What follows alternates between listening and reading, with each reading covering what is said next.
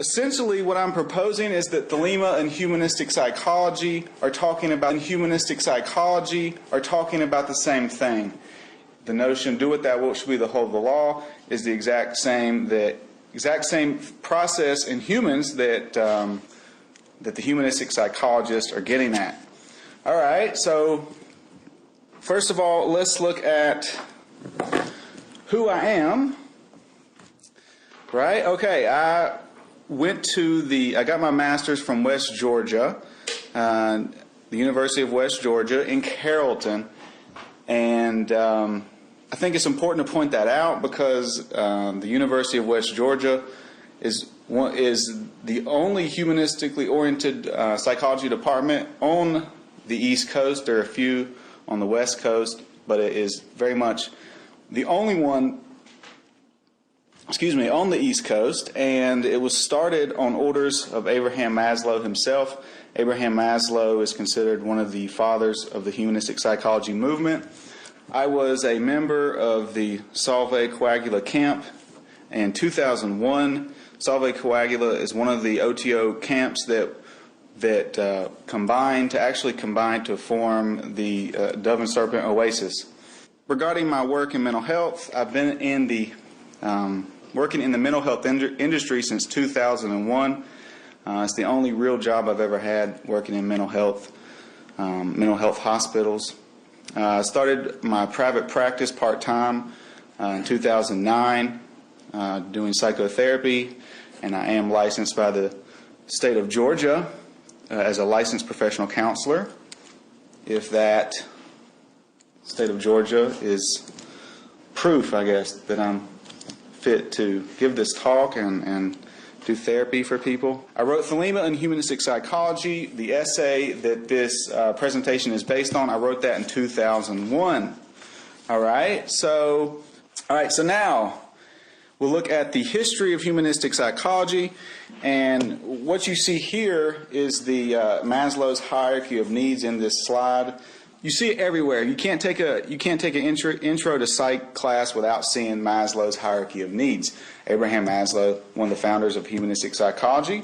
Also, I read in an interview with the creator of the Sims games, the computer games. I'm sure a lot of you have seen those games. The creator of the game said that he used, Maslow's hierarchy of needs, the pyramid, to conceptualize how the game was set up and how the game functioned. So it's a staple. So let's look at humanistic psychology, the history of humanistic psychology more in depth.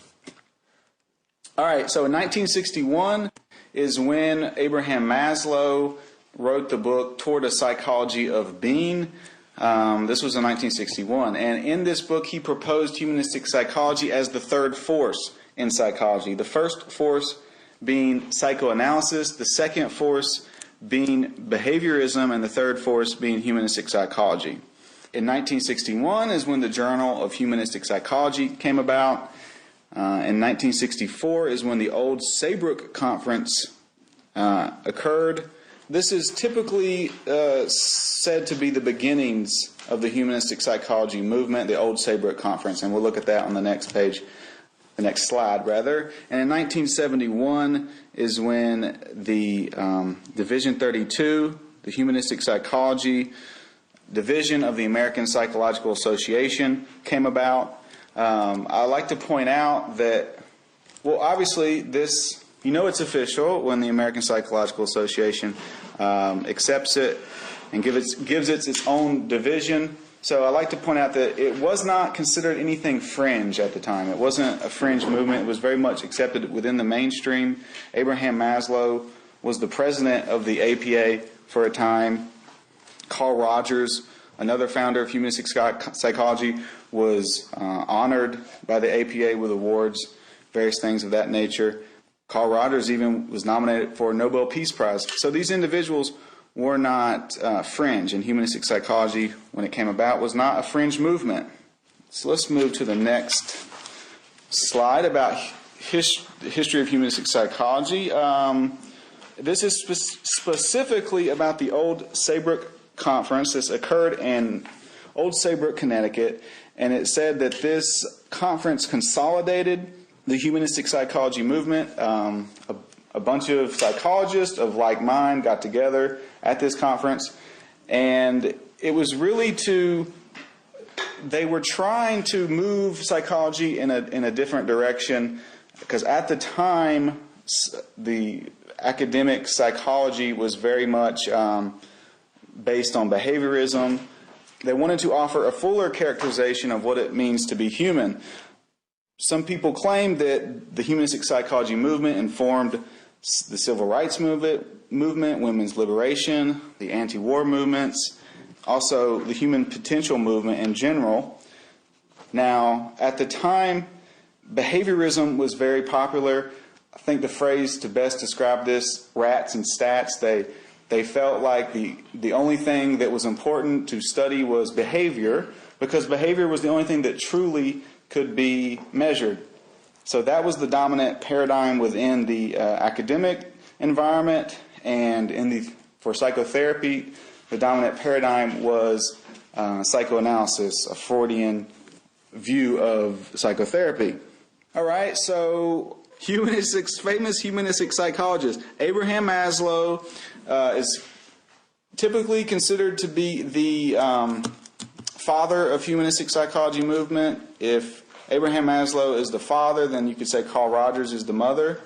Clark Moustakis, James Bugental, and Rollo May. Rollo May is probably the third most famous and known humanistic psychologist. In this lecture, we're going to look at mainly Abraham Maslow and his 9 assumptions of human health, which he outlined in Toward a Psychology of Being. Now, also, I will quote from Karen Horney. She's not typically considered a humanistic psychologist, but her views on humans are consistent enough with humanistic psychologists that I do include her in my to be interchangeable with humanistic psychologists by my professor. And my professor speculated that she was not given as much credit as she should have been given by the humanistic psychologists because she was a woman. That was his speculation. Okay, so now the history of Thelema. I have the official definition from Wikipedia. Now, you know it's official if it's on Wikipedia. This is... Thank you. That's good. Right, yeah, if you disagree with this, edit it. But I do think that the Wikipedia definitions of things are pretty accurate, because a lot of effort goes into keeping a page like that. So I don't know if you've ever edited a Wikipedia page, but it'll quickly be edited back by what I term the Wikipedia Nazis. No offense to any Wikipedia Nazis out there. All right, so it says that Thelema is a religious philosophy that was developed by the early 20th century British writer and ceremonial magician Aleister Crowley. He believed himself to be the prophet of a new age, the Aeon of Horus, based upon a religious experience that he had in Egypt in 1904. By his account, a possibly non-corporal being that called itself Aiwass contacted him and dictated a text known as the Book of the Law, which outlined the principles of Thelema. Now, within Thelema, there is a debate as to whether it's best termed a religion or a philosophy, so I will point that out. Also, there is a debate upon the nature of Aiwass, meaning was it a non-corporal being independent of Aleister Crowley, or was it somehow a part of him, a part of his higher self? So that is the debate. I'm not going to go into the debate here.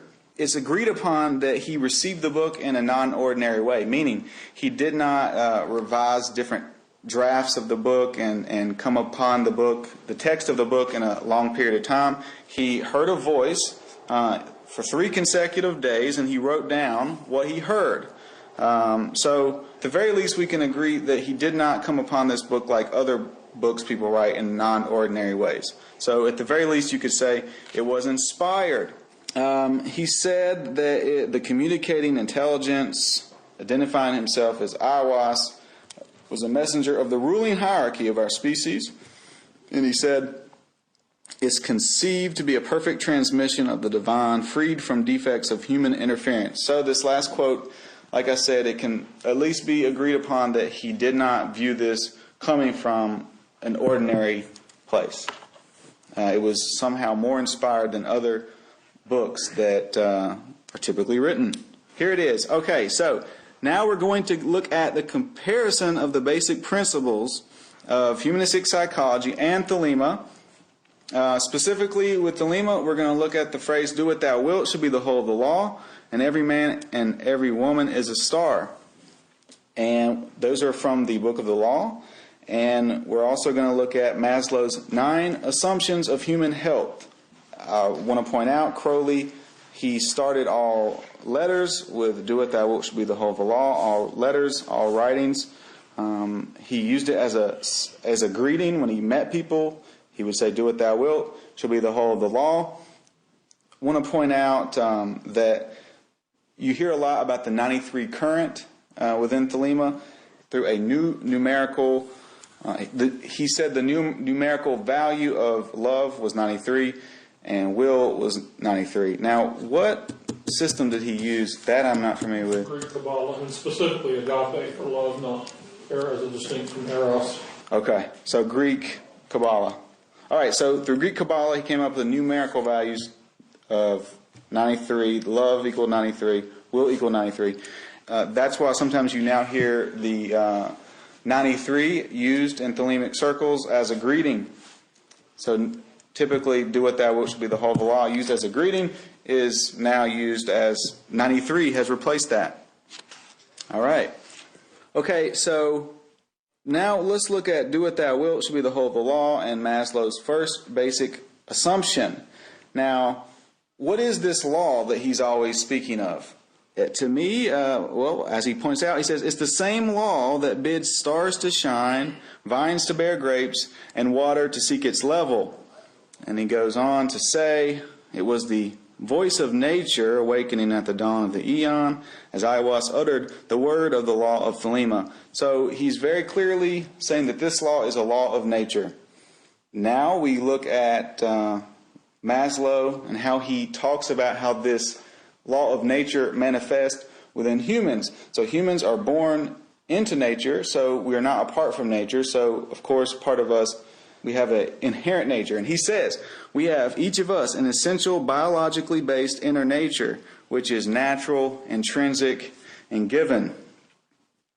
So Maslow is very clear that man is born with an inner nature. And this might sound like, well, that makes sense, but it's a radical concept. It was a very radical concept at the time. Okay, so now we'll look at every man and every woman is a star and Maslow's second assumption of human health. And to me, Maslow's second assumption of human health is a poetic way of saying every man and every woman is a star. He says each person's inner nature is in part unique to himself and in part species-wide. Crowley, he describes every man and woman as a star, saying every human being is intrinsically an independent individual with his own proper motion. All stars are alike because they're stars, but they are different because they have different orbits. And one thing I want to point out is that what you see, to me, the humanistic psychologists and Crowley are talking about the same aspect of human nature. What I think one of the differences is the way they describe it. Of course, Crowley uses more philosophical language, and the humanistic psychologists use more scientific language. And of course, the Book of the Law is written, you could say, like a poem. So it's very different language to refer to this. So now we'll look at how Thelema and humanistic psychology describe the nature of evil, and also how both refer to evolutionary forces at play in humans. So is there any questions so far? I have one. Sure. In the history of humanistic psychology, is there any occult influences or this idea that you come up with that they have numerous parallels, just something that you come across in your academic and professional life? It's a good question. As far as I know, there are not, but it would be interesting to learn if somebody was a part of like some Rosicrucian movement or the Freemasons, or even, maybe somebody was involved in some occult organization. I'm not sure. I've never heard of such. So let's look at evil according to humanistic psychology. Maslow says, what we call evil behavior appears most often to be a secondary reaction to frustration of this intrinsic nature. And then he says in his sixth assumption of human health, he says, if the essential core of the person is denied or suppressed, he gets sick sometimes in obvious ways, sometimes in subtle ways, sometimes immediately, sometimes later. So what he's very clearly saying is that nobody is born evil. There's no bad seeds, that everybody is born intrinsically good, and what we call evil is really just an outgrowth of people going against this very positively good inner nature that's inherent, that everybody is born with. Okay, so let's look at what Crowley says about evil. He says, men of criminal nature are simply at issue with their true wills, and he says practically all vice springs from failure to realize one's true will or nature. And I like to point out here that he says one's true will or nature. To me, he's using true will and true nature interchangeably. And he's very clear that, just like Maslow, what is negative behavior is really just an outgrowth of going against your true will or true nature.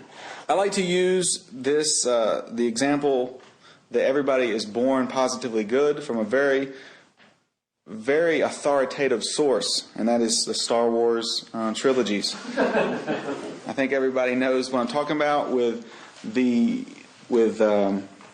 Anakin becoming Darth Vader. It's very clear that he was at one time good, and he made some bad choices, and you make too many bad choices, you end up Darth Vader. Just to be clear, no one is born, in all seriousness, I was making a joke, but the notion is nobody is born evil. That goes for Hitler. I firmly believe if Hitler was given the right environment, he would have been a great artist. So I don't know if some of you know, he was actually an artist. He didn't get into art school, so if the poor guy would have gotten to art school, perhaps history would have been different. Did I just call Hitler a poor guy? I think I did. All right. See, sympathy for the devil. Okay. So now let's look at evolutionary forces. Crowley says, the wise application based on observation and experience of the law of Thelema is to work in conscious harmony with evolution. And then we read Karen Horney, and she says, inherent in man are evolutionary constructive forces which urge him to realize his given potentialities.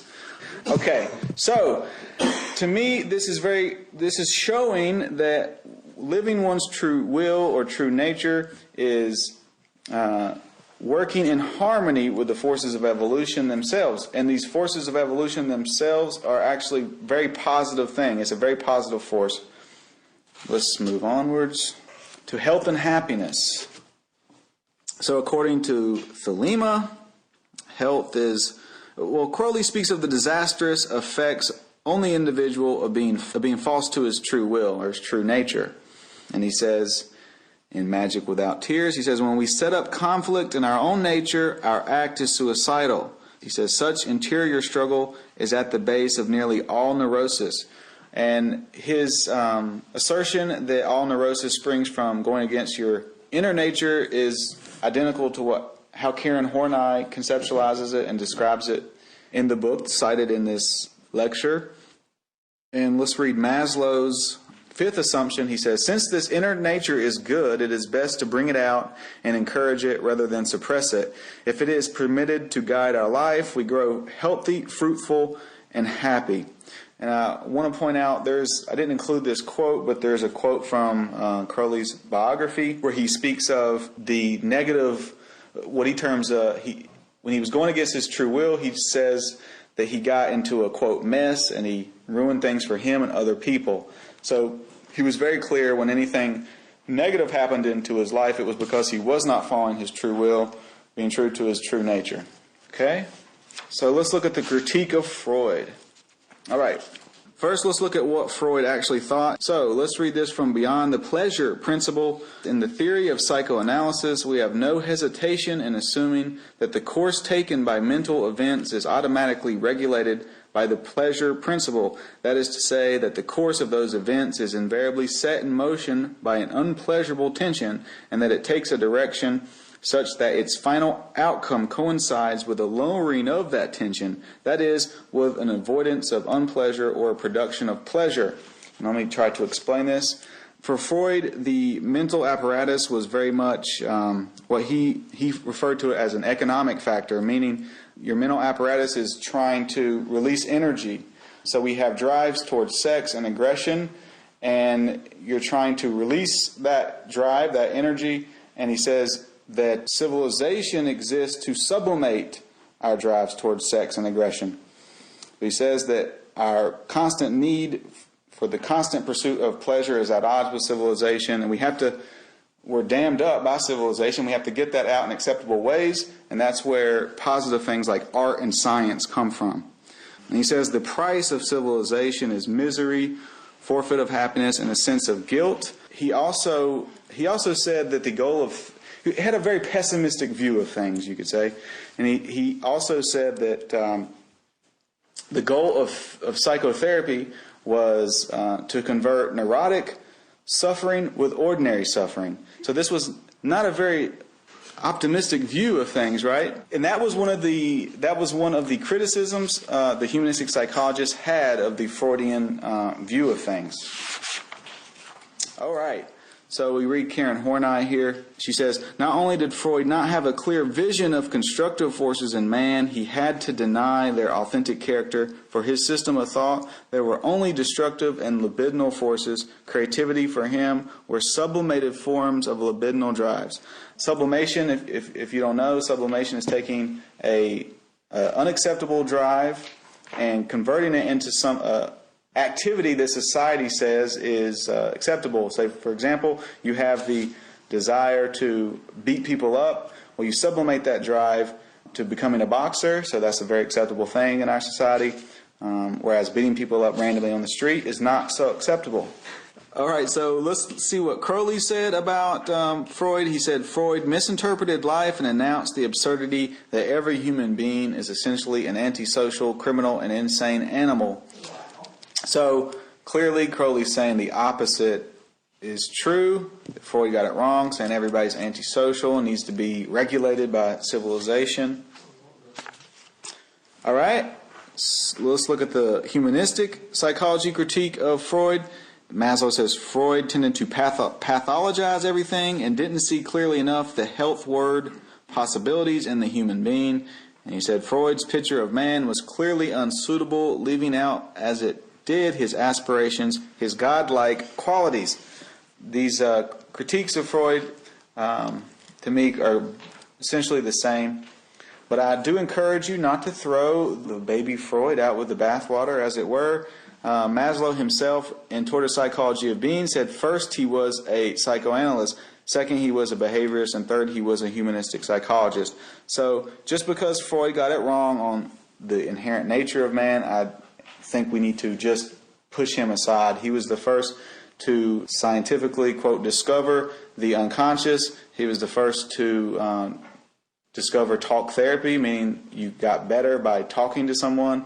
His conception of mental illness and psychopathologies is still useful today. Let's now look at self-actualization and true will.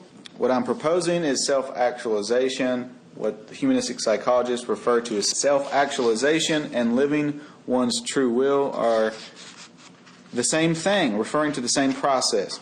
Crowley says that your true will involves finding out who you are and why you came into this world and never swerving a hair's breadth from that will. And we have Maslow saying that self-actualization is an ongoing actualization of potentials, capacities, and talents as fulfillment of mission or call, fate, destiny, or vocation. And I think we surely can agree that Crowley's statement that true will involves finding why you came into this world, and Maslow referring to self-actualization involves finding out your mission, your call, your destiny. Surely we can agree that's the same thing. There's also some people who claim that a better way to phrase self-actualization is refer to it as self-actualizing, to make sure you point out that it's not a fixed state. It's more of a dynamic state than a fixed state.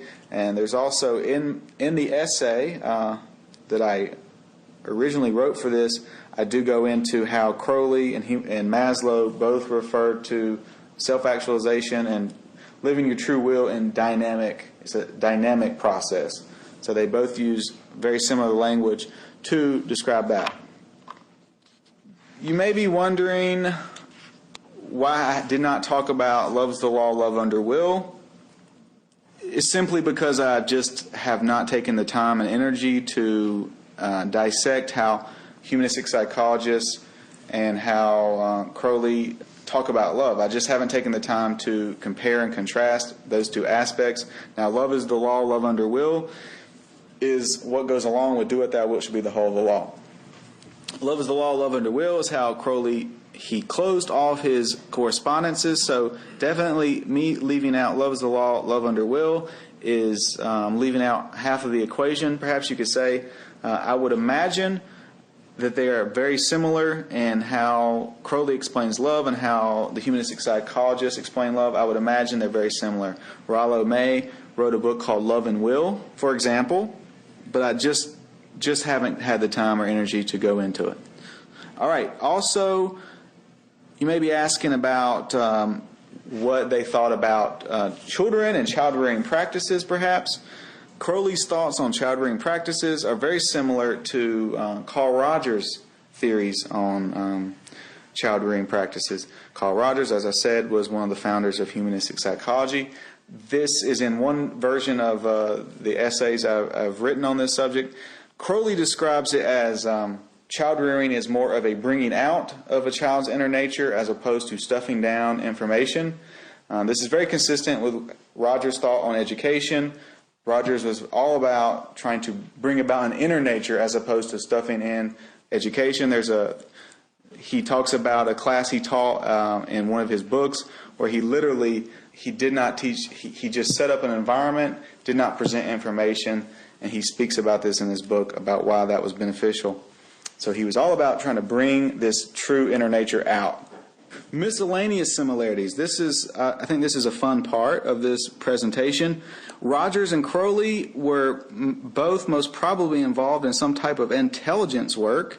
There's an essay that came out in 2008. It was in the Journal of Humanistic Psychology, and it was titled Carl Rogers and the CIA.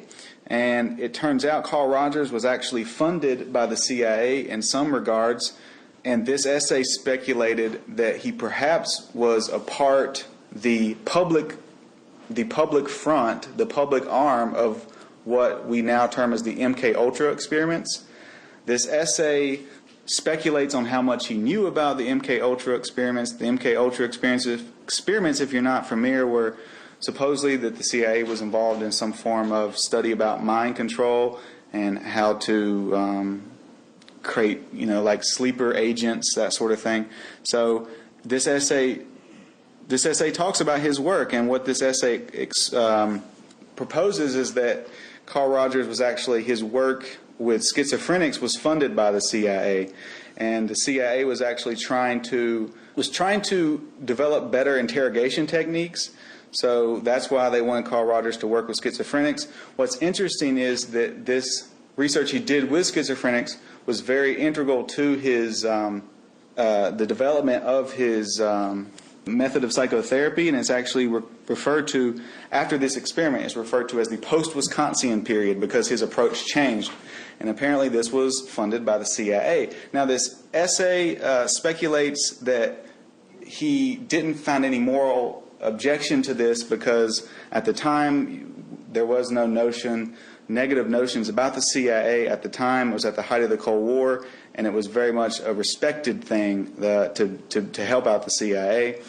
The reason he was chosen is because he was one of the most respected psychologists at the time, and that's why the CIA chose him. I'd like to point out that this is another example that these humanistic psychologists were not fringe figures. there's not much more mainstream organization than the CIA. Also, there is evidence to support that Aleister Crowley was actually involved working for British intelligence.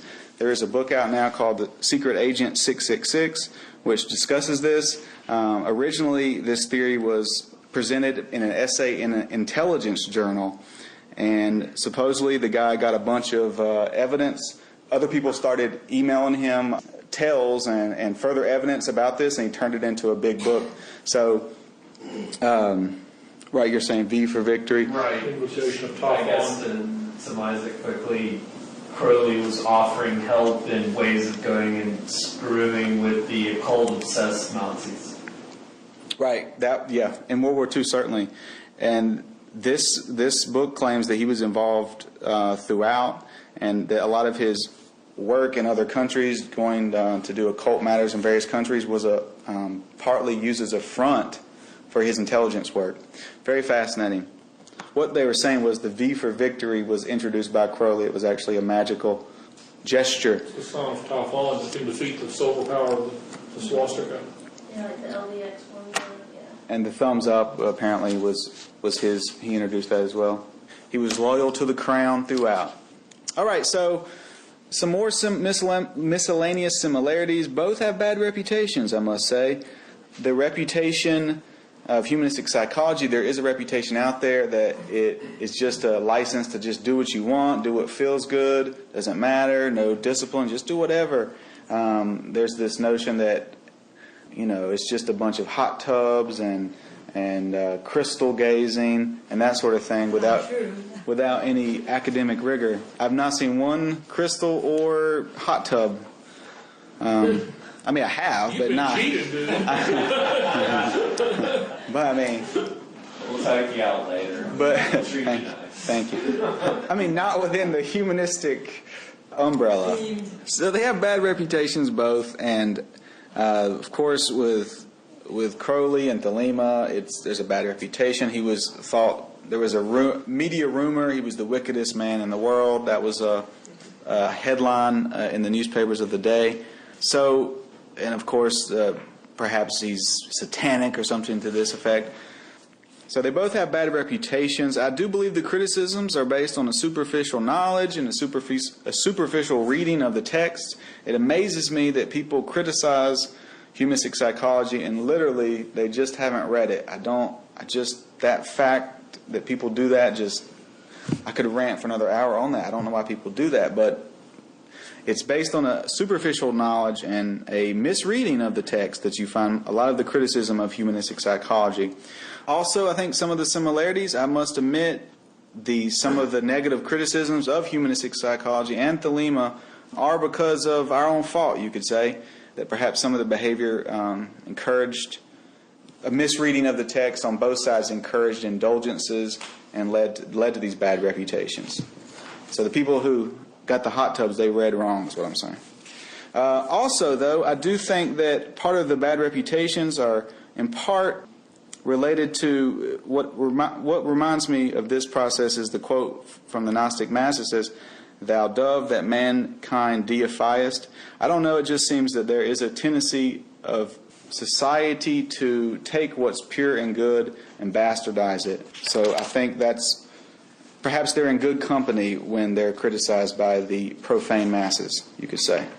All right, so now let's look at why we should combine and compare these two, Thelema and humanistic psychology. For one, I believe that by comparing and combining them, it opens up 50 years worth of Thelemic-friendly psychological research to the Thelemic community, which can inform and enhance the Thelemic culture. I think it could be great for conflict resolution. For some reason, occult organizations are very prone to schisms and conflict. Aleister Crowley, wow, yeah, you're laughing. He alienated just about every student he had. So I think a lot of this could have been resolved if he had some sort of inkling or notion of conflict resolution. Rogers talks a lot about ways of resolving conflict, and there is a outgrowth of Rogerian theory called nonviolent communication that's aimed at resolving conflict. So I think that's one positive benefit of combining these to help with that. Also, I think it could be good to encourage people in the Thelemic community to seek therapy. Not to say, okay, what I'm trying to say is, actually Israel Regardie, one time secretary of Aleister Crowley, he did recommend that before you begin a magical practice, you have therapy. So that's actually quoted in a book by Marvin Spiegelman. It's on the New Falcon title. But I think comparing these two and combining these two would open up people into the occult, open them up more to the endeavor of psychotherapy as a tool for developing themselves. I'm not saying everybody into magic is crazy. I'm not saying that. Also, it could take Thelema to academia, although sometimes I'm not sure if that's even an important place to take it, because I do believe academia is somewhat of a dead, decaying system. Yes? That's actually been happening quite a bit over the past few years. The occult studies and that's true, yeah. Has been going into academia. There are several metaphysical and occult studies programs now, and there has been some focus on Thelema within the past few years and being taken to an academic level. So perhaps this could help that, further that. Also, I think comparing these two helps ground Thelema for new occultists.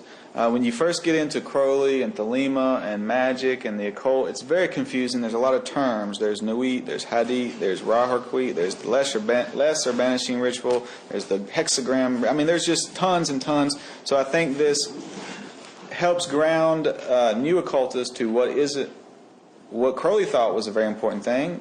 Do what thou wilt should be the whole of the law. So that is one benefit. Also, I do think it could help as a bridge to transpersonal psychology. Okay. Once again, another benefit of combining these two is that I think it helps prove Crowley's seemingly grandiose claims. He says Thelema is a system which reconciles all existing schools of philosophy. A very grandiose statement, but I do think by showing that humanistic psychology is essentially getting at the same thing proves this seemingly grandiose claim. I think comparing these two helps give some credence to Crowley's work, that he's not just some guy on the Sgt. Pepper's album, that thank you, that his work has real-world significance, and he really is as important as he said he was. Clearly, the humanistic psychologists felt that their work was revolutionary, and humanistic psychology was a revolutionary movement. There's no way to dismiss that. Also, I think on the humanistic side, what comparing these two helps the humanistic psychology more ground and focus into what is most important. And Roger said, this hypothesis could be a base upon which we could begin to build a theory for humanistic psychology. The hypothesis that inherently man is born good and has an inherently good inner nature. He says, this hypothesis could be the base upon which we could begin to build a theory for humanistic psychology. It definitely forms a base for the person-centered approach. The person-centered approach is his method of psychotherapy. Now, I think this could be helpful to humanistic psychology because even today there seems to be a lack of focus among humanistic psychologists that what is most important is that man is born with an inherently good nature. I was just talking to a very active humanistic psychologist, very active within the current movement as it exists today, a professor at West Georgia. I was interviewing him as a part of my podcast. That's the Bob Show, downloaded on iTunes. Thank you. He spoke nothing of man's true and essential inner nature during the interview, and he was talking about the current state of humanistic psychology, but he never mentioned this fact. And I found that very odd, and it really boggles my mind that this fact is missed by humanistic psychologists. Rogers was clear on it, Maslow was clear on it, but yet this professor he missed the memo. And I think when you combine Thelema with humanistic psychology, there's no way to miss that essential fact. Okay. And I will say being a Thelemite and humanistic psychologist, it really helped me not miss that fact. In my work, that was never a question, the discussion. So very much, it definitely is not accepted. Like they're saying, it's supposed to be social. They're saying, hey, everything is socially constructed, so you can't say there's an inherent nature in man. I don't understand that argument because man is part of nature. So you don't say a plant is socially constructed to grow. You don't say you don't say, to remember Crowley's quote from earlier, you don't say grapes are socially constructed to fruit on the vine. There's something inherently in humans that is a part of nature. For example, when you have a cast, your bone is not socially constructed to mend itself. You put a cast on, you give it the right environment, and it mends itself. So it just seems ridiculous. I don't get it. I don't get the arguments. That's why I can't be in academia. If I got any more educated, I'd be a damn fool. I think Bob Marley said that. Okay. No offense to you guys. So let's finish up. We're almost done here. Another similarity is that both seemingly say that their approach is the only hope for mankind. And you see this images of a post-apocalyptic landscape. They both say society is, for lack of a better word, for shit. That it's, and their paradigm is the way out of that. I'll read a Crowley quote. I did not include this in the handout, but this quote is from Duty by Aleister Crowley, the essay. Observe that the violation of the law of Thelema produces cumulative ills. The drain of the agricultural population to big cities, due chiefly to persuading them to abandon their natural ideals, has not only made the country less intolerable to the peasant, but debauched the town. And the error tends to increase in geometrical progression until a remedy has become almost inconceivable, and the whole structure of society